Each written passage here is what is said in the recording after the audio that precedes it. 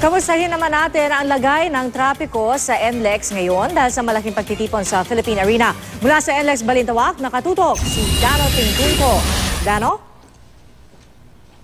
Pia, kaninang bandang alas 3, alas 4 ng hapon na nagsimula mabigat ang daloy ng trapiko sa ilang entry points dito sa NLEX papuntang Ciudad de Victoria, ang venue ng pagtitipon ng mga kaanib ng Iglesia ni Cristo ngayong alas 7 ng gabi. Pero kung titingnan natin ang live na kuha dito sa NLEX Traffic Control Center, yung mga lugar kung saan mabigat ang sitwasyon kanina ay ngayon mabilis at maaliwalas na para sa mga motorista. Halimbawa, itong Balintawak Toll Plaza northbound, itong kilometer 24 papasok ng Ciudad de Victoria, ang mismong entrada ng Ciudad de Victoria at yung general area ng Philippine Arena at Philippine Sports Stadium. Ganun pa man, Pia, handa naman ang mga tauhan ng NLEX na umalalay sa mga motorista. 2 lane kanina ang inilaan sa mga motoristang papasok sa Ciudad de Victoria at kanina ay binuksan na rin ang mga zipper lane sa southbound lane at nagdagdag ng counterflow lanes para hindi maipit ang ibang motorista.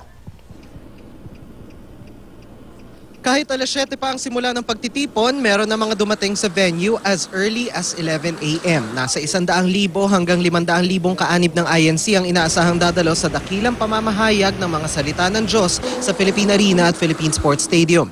Ayon sa pamunuan ng NLEX, malinaw ang koordinasyon nila ng pamunuan ng INC tungkol sa traffic management. Napagkasunduan daw na mahigpit na ipagbabawal ang pagpark sa anumang bahagi ng NLEX. May mga traffic personnel po tayo na nandun sa area at i-assist po yung mga pumapasok na sasakyan. As much as possible po sana magamit talaga yung mga talagang legitimate lang na parking area. At Pia, para doon sa mga hahabol ngayong gabi o ngayong oras na ito sa malaking pagtitipon ng mga kaanib ng Iglesia ni Cristo sa Philippine Arena at mauubusan na ng espasyo or parking space sa Philippine Arena, payo ng NLEX, pwede kayong pumarada sa Tabang, Balagtas at MacArthur exits. Malapit lang din ito sa Philippine Arena. Pia? Maraming salamat, Dano Tingtungco.